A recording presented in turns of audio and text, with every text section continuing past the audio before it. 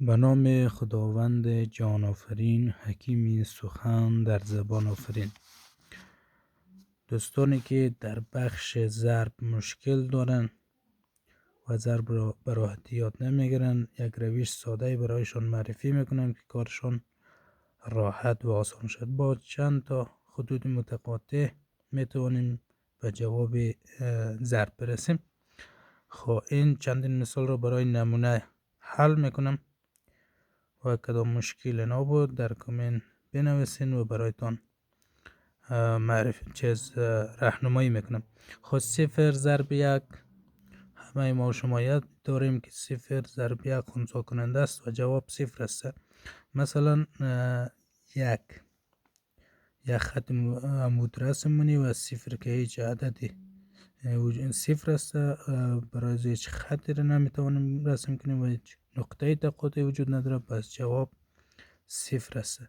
هر عدد ضرب 0 جواب 0 است. و 2 ضرب 3 برای دو دانه خط عمودی رسم منیم و برای 3 دانه خط افقی 1 2 و 3 و تعداد نقاط متقاطع بین از این خطوط متقاطع را حساب میکنیم و به جواب میرسیم 1 2 3 4 5 و 6 جواب 6 است.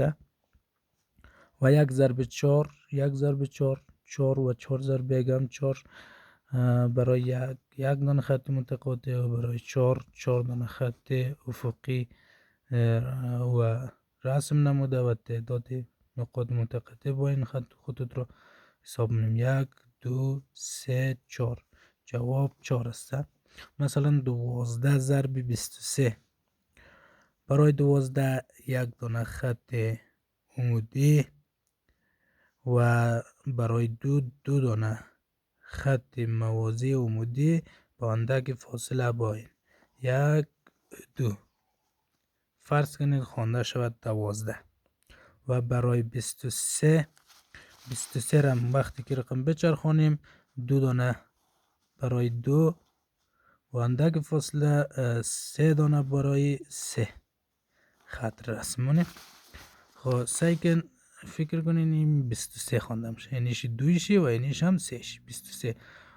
این دو دانه عدد فکر که به شکل خط رسم میکنیم و با هم دیگر تقاطع دادیم. الان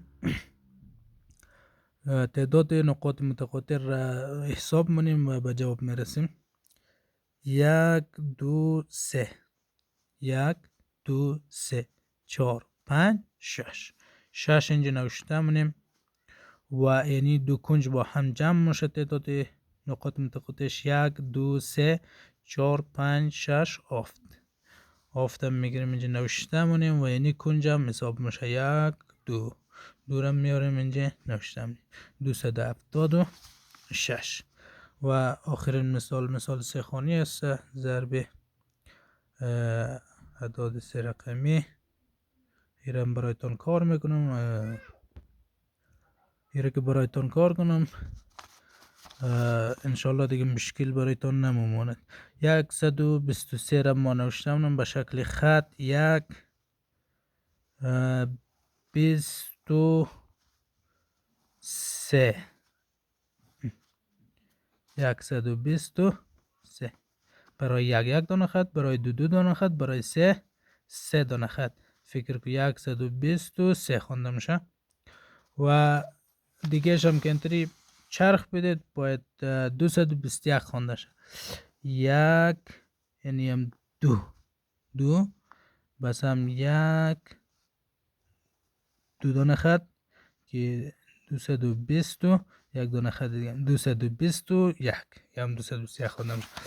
این رقم چرخ بده بعد از اون حساب کنید، یعنی کنج جدا حساب میشه 1 2 3 نوشتم نیست 3 و بعد از این گوشه قدنزی گوشه دوش با هم جمع میشه 1 2 3 4 5 6 7 8 نوشتم نی 8 و یعنی کنج وسط و کنج یعنی تر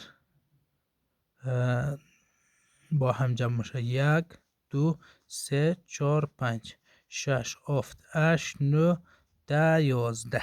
11 رم یکش چون دو دانه عدد را همزمان در خانه ها رشته نمیتونیم. یک حاصل بالمونیم و اینی قد اینزی جمع میشه. 1 2 یعنی 1 2 3 4 5 6. یک دانه حاصل داشتم هم هفت. خب اینی کنج تنامنده کنجم تنه خو حساب میشه. داخلی نوشته میشه 1 2. دورم میرید از آخر 27183 جواب حاصل ضرب 123 ضرب 221. تکرارش هم این شکل کار میشه. کسانی که با متریکس آشنایی داره یعنی قطری اصلی یعنی هم قطرهای اصلی با هم جمع میشه و عدد چنجی درج میشه. تشکر از توجهتان. در بخش ریاضی کدام سوال موال داشتین من در خدمت هستم.